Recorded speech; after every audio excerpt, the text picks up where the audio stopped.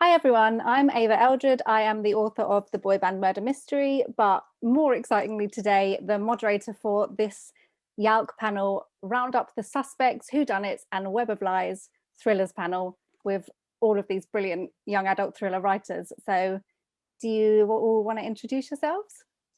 Maureen, do you want to go first? Hi everyone, I'm Maureen Johnson, and I'm the author of several YA novels, including the most recent, The Box in the Woods, which is about Detective Stevie Bell, who's called in to investigate a cold case from 1978 in which 4 camp counselors were murdered at a camp called Camp Wonder Falls, and in doing so gets herself into much peril. Karen, do you want to go next? Sure. Hi, I'm Karen McManus. I'm the author of the One of Us is Lying series and also standalone young adult thrillers, including my latest, which is The Cousins. It is about, not surprisingly, 3 cousins who are quite estranged. Their family has never really been the same since their wealthy grandmother disinherited their parents years ago, and then they are suddenly and mysteriously summoned to her island retreat for the summer, and they start to learn some very dark secrets about their family. And next on my screen is Kathryn. Hi everyone, I'm Kathryn Foxfield. I'm the author of YA thrillers Good Girls Die First and It's Behind You. It's Behind You is my recent book, and it's about a reality TV show set in a haunted cave that goes horribly wrong when someone or something starts to kill off all the contestants. Faridah. Hi, I'm Faridah, and I wrote Ace of Spades, which is my debut novel. This is the Waterstones edition, and it's basically Gossip Girl meets Get Out, and it follows Devon and Chiamaka in their senior year of high school when an anonymous texter starts to leak all their secrets to the entire school, and they have to team up before things get deadly. And Sue. Hi, I'm Sue Wallman. I wrote Lying About Last Summer, and my latest book is called I Know You Did It. And I don't have a copy because I'm in a friend's house because my internet went down, which is tragic. But I Know You Did It is about Ruby, who starts a new school. She's hiding a secret, and the secret that you find very early on is that she inadvertently killed a child when she was little. And at the end of her first day at school, she finds a note in her locker saying, I know you did it. And everything unravels from there. That gave me goosebumps. So I thought we'd start at the beginning with why thrillers? What drew you to that genre when you started to write? Faridah, do you want to kick us off? So I always loved like books and like TV shows like Pretty Little Liars, and so I've always loved mysteries and trying to solve a case with like the characters, and so I've always just loved that genre. Yeah, Kathryn. Yeah, I love books that can surprise and challenge me. I don't want to read or write about nice people falling in love. I like my characters dark and twisted and obsessed and flawed. I think books are this great place where we can ask ourselves questions about the darker sides of humanity and sort of what are we all capable of. And also it's just a lot of fun to write.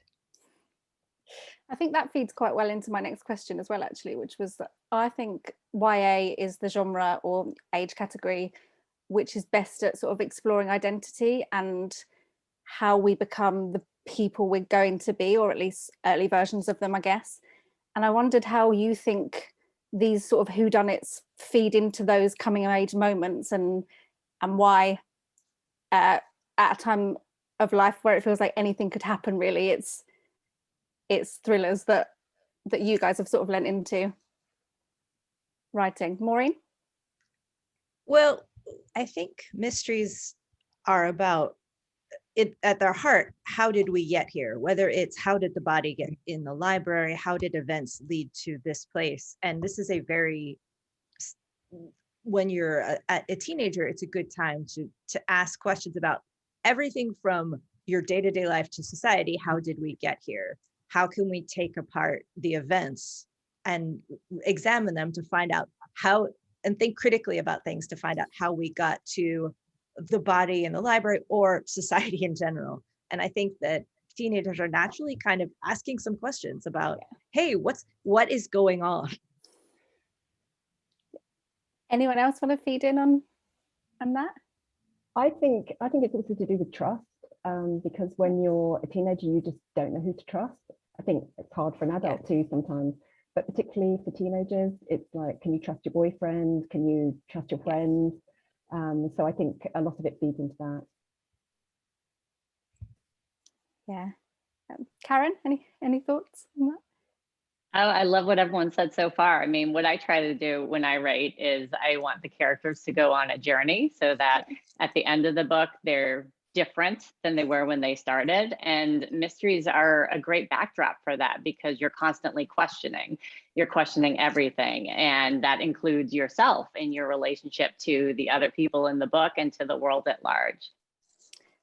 Yeah, and Sue, you just touched on something really interesting, which was the relationships and knowing who you can and can't trust in these situations. And I think for me, the whodunit element of a thriller is obviously very important, but possibly more interesting is the why.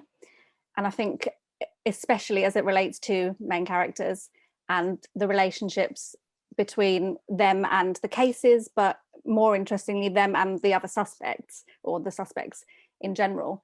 And I think a lot of the real heart of these books comes from that. So I wondered if you could talk a bit about those relationships and how they really raise the stakes in YA thrillers. Are you talking to me? I'm talking to any of you, but you want to well, I'll just start, kick off saying that for me, the relationships are interesting because it's like what causes someone to do something. And I'm a psychiatrist's daughter, and it's always been something in our family. It's like, why do people do terrible things, or you know, all sorts of things. But particularly in thrillers, it's terrible things, and so it's looking at those motivations, and you know, they basically boil down to love and lust and money and humiliation and all those really meaty things, and so it's exploring those within relationships. Does anyone else want to jump in on that one? Yeah, I mean, I think the two books I have out at the moment are at heart kind of about friendships and relationships and how the people you think you know aren't always what they seem. So yeah, in both my books, the killers are kind of normal people who've been pushed past their point of no return and made some pretty terrible decisions along the way. And I guess I find that sort of baddie really interesting, like more fascinating than the monster hiding in the darkness. It's kind of the idea that someone you think you know can turn on you the next moment when you least expect it. Yeah, these are about extreme actions. And when we write these things, we have to build a lot of structures to justify extreme actions being taken. And since they're YA, our main characters aren't angry about their marriage of 25 years being, you know, we have the additional, not just challenge, but I think it's an opportunity of how these things relate to someone who is 18 or younger, and what kind of extreme situations they can get into. So certainly building detectives and cases of people that are younger is interesting, exciting, and sometimes very hard. Agreed. So as we are an all-female panel, I wanted to talk a little bit about the role of women and girls in YA thrillers. I've been thinking a lot about the idea that female-led thrillers give back a little bit of the power that the world tries to take away, really. And I was wondering if that was anything that you were conscious of while you were writing, and any other reasons you think that YA female-led thrillers are so popular with the YA audience. How many times do I want to say YA? For me, I feel like writing like a Black female character, especially because Black girls and Black women are so often kind of dehumanized, and Black girls are adultified. I feel like it took back the power for me because I'm kind of humanizing these characters. I just really love writing relatable female characters and having them do things that people don't like to see in girls. And actually, I've read The Cousins and I loved it so much. And I love the first line, which is kind of feeding into that. Sorry to put you on the spot, but yeah.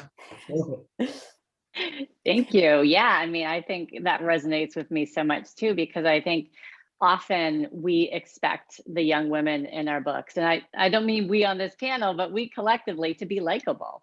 And there are certain ways of being likable that is sort of ingrained in society. And I think YA is a great place to try and change that paradigm and to have girls who aren't traditionally likable, like Millie and the Cousins. You know, she speaks her mind. She is sometimes mean, you know, she can hold grudges. She does all those things. She still solves a mystery. And she connects with people, just maybe in not the way that her cousin Aubrey, who's much more sort of like traditionally sweet and kind and a peacemaker, you know, they're just different and they go about solving it differently. And I think that's one of the great things about YA, is that you can show these different types of strength. Yeah. Kathryn, sorry to put you on the spot there. No, that's fine. I guess I always find myself drawn to writing female characters who kind of feel like the world's trying to force them into a box that they don't fit into and they don't want to fit into. And I suppose in a way I'm sort of writing the characters I would have wanted to read back when I was a teenager, just a few years ago. Yeah, the kind of the idea that you get to be yourself and you don't have to fit into the box that the rest of the world wants you to fit into. Yeah. Anyone else got any thoughts on that? Answers are great. Yeah. We're absolutely flying through this. So one of the most important elements of a great thriller is obviously a killer twist. I was wondering at what point in the process those come for you, whether it's sort of you come up with the twist and plot outwards from there, or most of the plotty stuff comes first and then the twist comes later. And yeah, how do you come up with your twists? I work backwards when writing mysteries. I start with why, and then I build the who and the how. I basically start from a very, very tiny place and work my way outward like that. So the things that happen in mysteries, like the clues, the footprint, the overheard thing, the shadow on the wall, the door that's left open, whatever, are little bits of detritus that come off a fire, just little mistakes, incidents, accidents, acts of the outside larger world on your very, very small event. So I think the twist sort of, you can pull little string, like you could pull things out of your initial tiny little, I do this so much when I talk about mysteries. I go small, big, swirly, but I think you can kind of pull a tiny element and pull it out or explore what might go wrong. Because we get to make all those decisions. We get to decide if it was raining or if it wasn't. We get to decide if somebody has to open a window, or if somebody, like for example, if you've seen Knives Out, they have the incredibly hilarious but strange, the main character, the nurse. I'm blanking on her name right now because I have them all in my head. It's like, but the murdered man's nurse has a problem where she throws up every time she tries to tell a lie. It's so weird, but it's such a good little thing that happens throughout. It's played in so many different interesting ways. We get to make those kinds of decisions. So I just sit and I create the entire backstory first before stretching out the entire present day narrative. I've spoken too much. Not at all. Sue, do you want to go next? I always know the twist when I start, because I just think I'd just be writing kind of random stuff otherwise, and it just wouldn't be tight enough. And I would fear that I would just spend years in going around in circles, and I have to have this feeling that I'm working towards the end. So yes, the twist is really important to me. It takes ages to come up with. And recently my editor sort of helped me with twists, because they have to be good, I think. Yeah. You know, you have to feel confident with them. So yes, I know them at the beginning and I work towards them. That's not to say I know the whole plot though at the beginning. That's so interesting, because I'm sort of the opposite. I just blindly write and then trust that it will come. And does it always come? So far. Shouldn't have said that out loud, Nice. should I? Cursed yourself. Knock wood. Envious. Kathryn, how about you?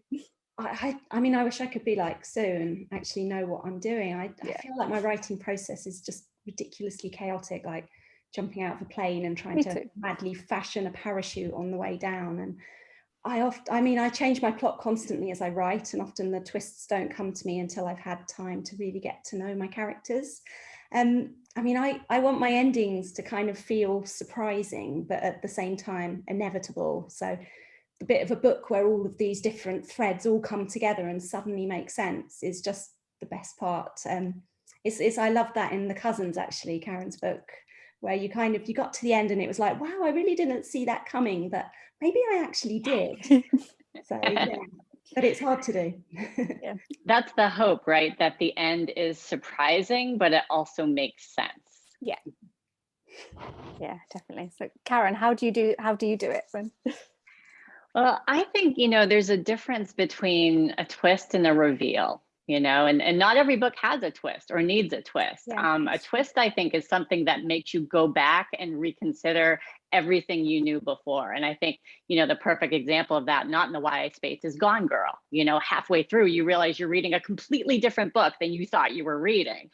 So I tend to think, I want the reader to kind of come along with me on the reveal. I want to plant certain things so that they are solving it as they're meant to. And, hopefully they figure it out maybe just before I want them to, maybe not even, maybe after. And then you kind of hit them maybe with an extra twist. And that's the fun part, is can you come up with something that makes them question everything they saw before, go back, flip some pages. And so I do need to know all of that when I start, or I just can't put the right building blocks in there. Yeah. Have any of you ever changed a twist at the last minute? Yeah. I changed Two Can Keep a Secret. And that ending I'm not going to spoil it, but I have heard that is my most shocking ending. That ending made me throw my Kindle on the floor. So it wasn't there to start. And my editor kept saying to me, I think it should be darker. I think it needs to be darker. And I was like, God, darker. Okay, how? And that came to me, and I wrote it and I sent it off to her, and she's like, okay, dark enough. We're good. But it wasn't there at first. I needed someone to push me and think, look, let's take it a little bit further. What else could we do here? Go there. Yeah. Faridah, you said you've changed a twist as well. Yeah, not really, a bit about that. Not the main twist, but like I kind of add random things. Like I email my editor and I'm like, am I allowed to do this? Is that too far? And she's like, no, this is perfect. So yeah, I kind of, in the end of Ace of Spades, I killed someone that I wanted to kill from the beginning. And so my editor gave me the permission to. Amazing. As a follow-on from that, how do you strike the balance between keeping the audience guessing, but letting them feel clever enough when they work something out that you've obviously planted there and want them to work out? Where's that line for you all? I like to hide things in plain sight.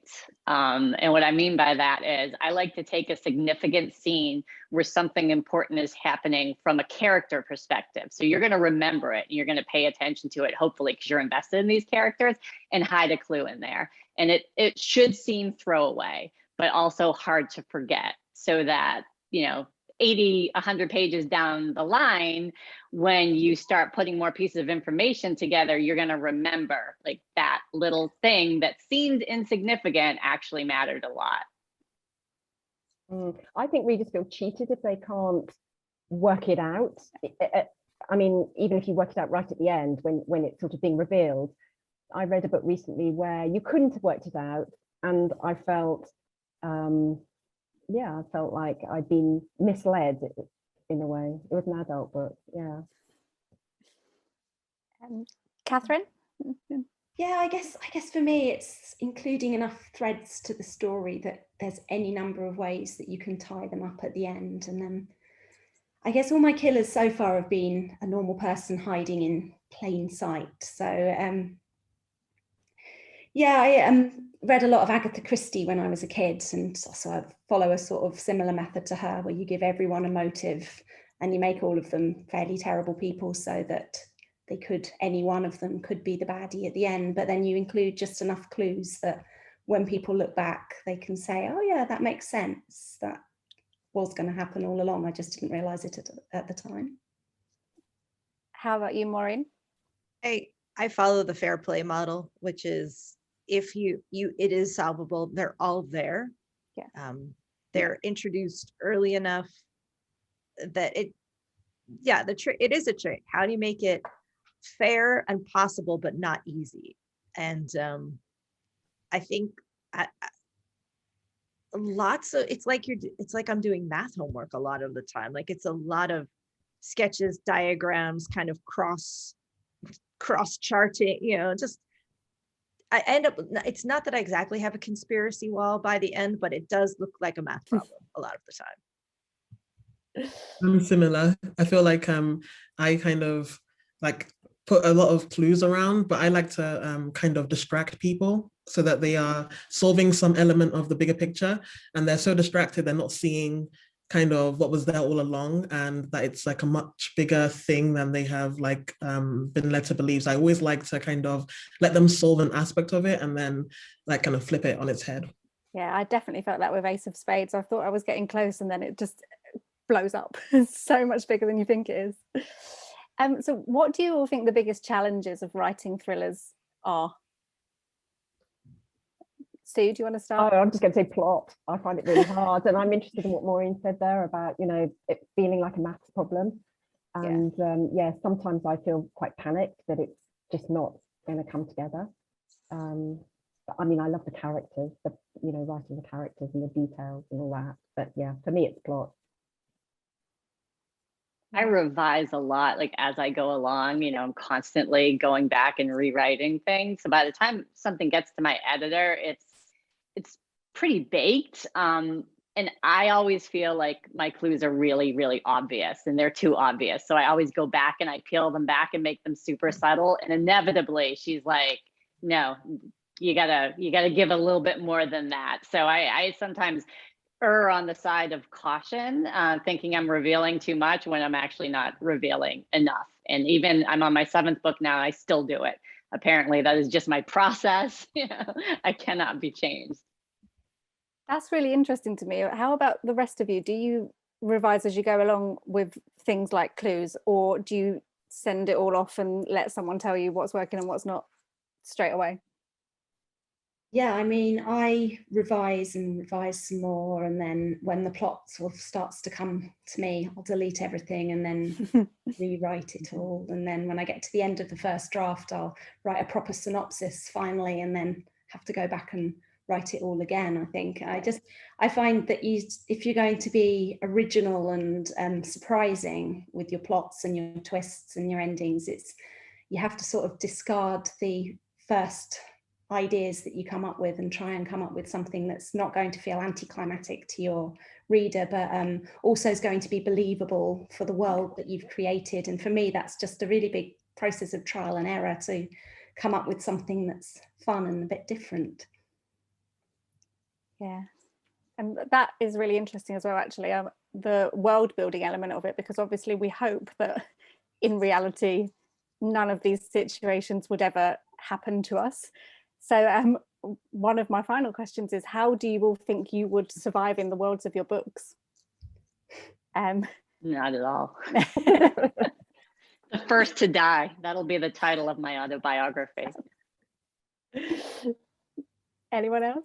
I've made the books that I was like, I would have wanted to be in there because I would have wanted to solve the crime. I live my life as if someday someone's going to call me and say, Maureen, we need you to solve the mystery. And I'm like, finally, I've been preparing all my life. You're ready. I'm ready. Like this is it. This is what I have trained for. And now I am going to do it.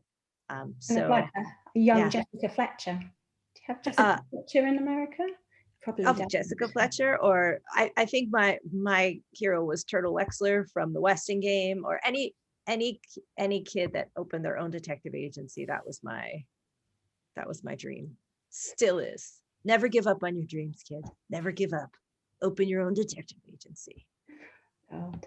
I think it sounds terrifying. I think I would die within minutes if I was in one of my own books. I think there's a reason I write about these things and don't live them in real life. I just, because I wouldn't be good at it. I wouldn't be good at it, but I'd want.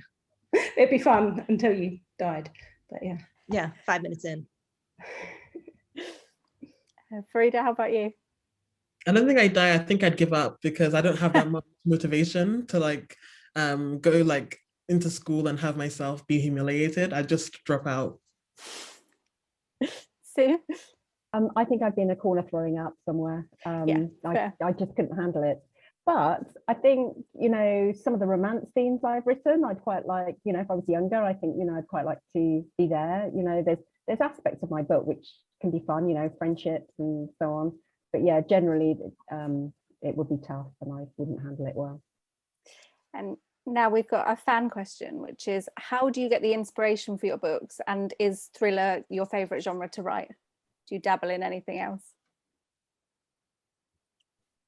Well, I started writing thrillers as kind of an accident, really, a happy accident, but I've always written fantasy, and it was just that I wrote a thriller kind of half based on Agatha Christie's And Then There Were None, and that was the book that got picked up by an agent and then got a publishing deal. So yeah, I think when I sort of come up with my ideas, I'm usually inspired by a setting. So my first book was sort of inspired by Agatha Christie's And Then There Were None, but also this derelict Carnival Pier idea that was based on Burnbeck Pier in Weston-super-Mare, which is just this pier that's been left to be ravaged by the elements, and it's just amazing. And my second book set in this haunted cave system, which was inspired by lots of trips to not haunted caves, but Cheddar Gorge and Wookey Hole in the UK. And I just love my settings. They're brilliant. How about you, Maureen?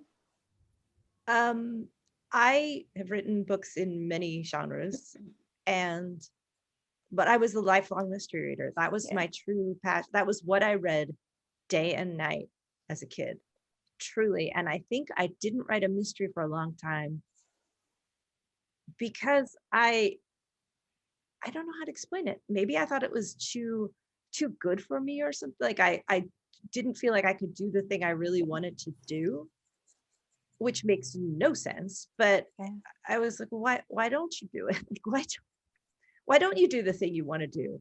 And in saying it, it sounds absurd, but I think that sometimes we're afraid to do the thing that we really admire and love, because we're afraid of getting it wrong, or, you know. But it turns out once I actually took the step, I was like, oh, I'm finally swimming in the waters that I feel most natural to me. Yeah, that makes complete sense to me, because I wasn't writing a mystery at all, and then kept telling myself, well, maybe the next one, and then thought, why not this one? Why not? Yeah, exactly. Why not? Put a murder mystery into the thing that's already there, and it clicked and just worked. So yeah, that really resonates with me.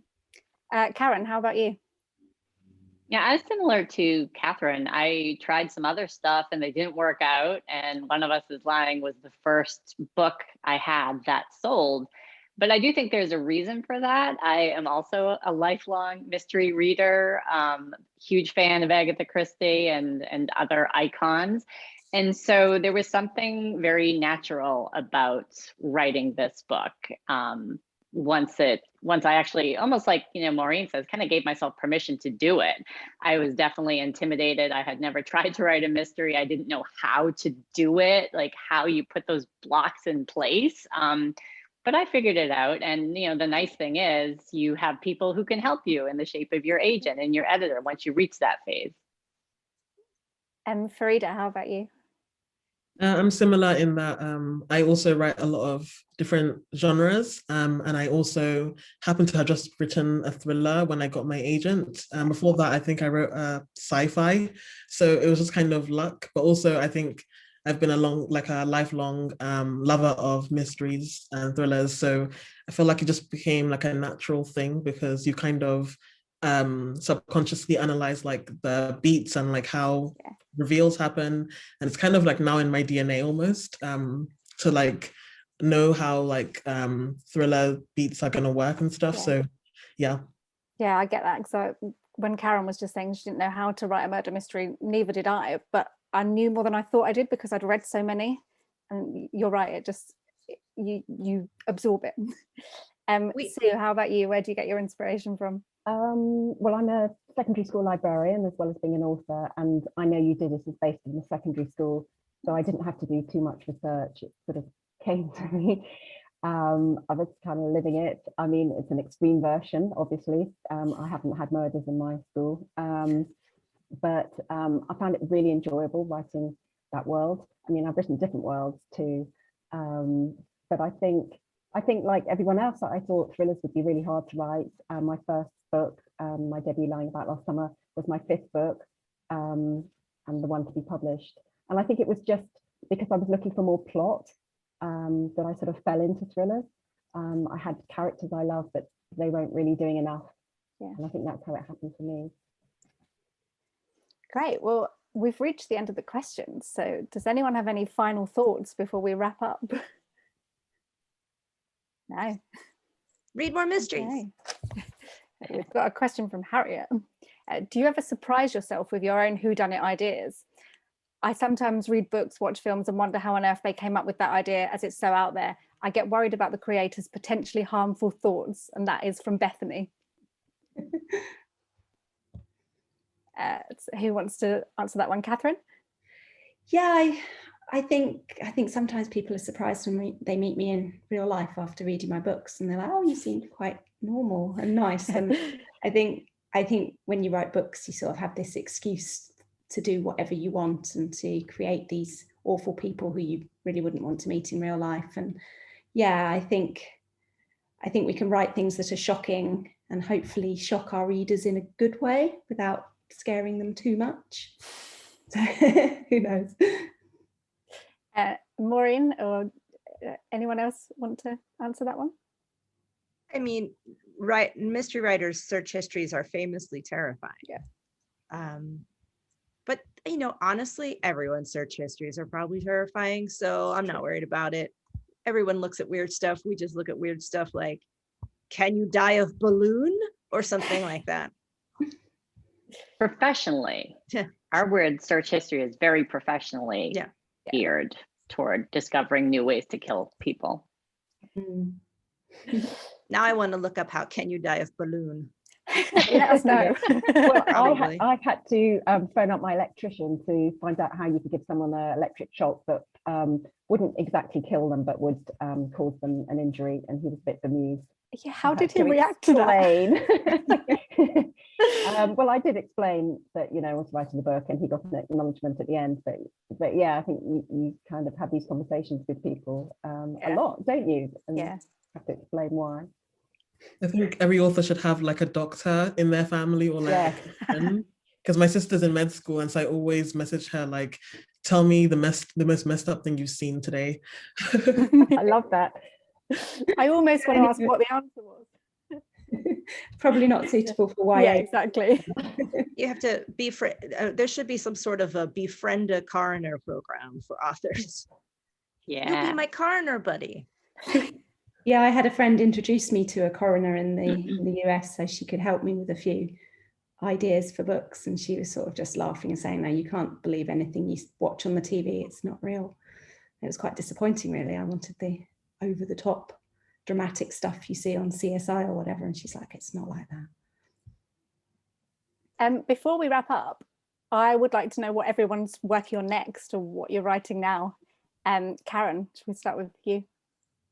Sure. Well, I am working on the recently announced final book in the One of Us series. So it's called One of Us is Back, and I'm drafting that, hoping to have that finished by the end of the summer. Kathryn, do you want to go next? Yeah, I'm writing another thriller with sort of horror elements. This one's going to be a bit more sci-fi, I think, than my earlier ones were, which were more sort of horror thrillers. And then hopefully that will be out next summer if I can finish writing it at some point. We'll see. Sue? I'm challenging myself to write a book from the point of view of the villain. Ooh. So yes, I'm enjoying that. And I'd like to say that my students are going to be very interested in all these new books that are coming out. It's lovely to hear about them now, so I can tell them. Faridah? I'm working on my second book, which is a standalone, and it's kind of a Mean Girls-esque book, but with murder and feminism and a boarding school. That sounds amazing. And Maureen? I'm working on a new standalone Stevie Bell mystery, who's from the Box in the Woods and Truly Devious, which actually takes place in England, where she investigates a murder that took place in 1995. They all sound brilliant. Can't wait to read them all. Mm. Thank you all so much. This has been great. Lovely to speak to you all. Thank you. I think we will wrap up there. Thank you. Thanks, everyone. Thank you. Thank you. Bye. Bye.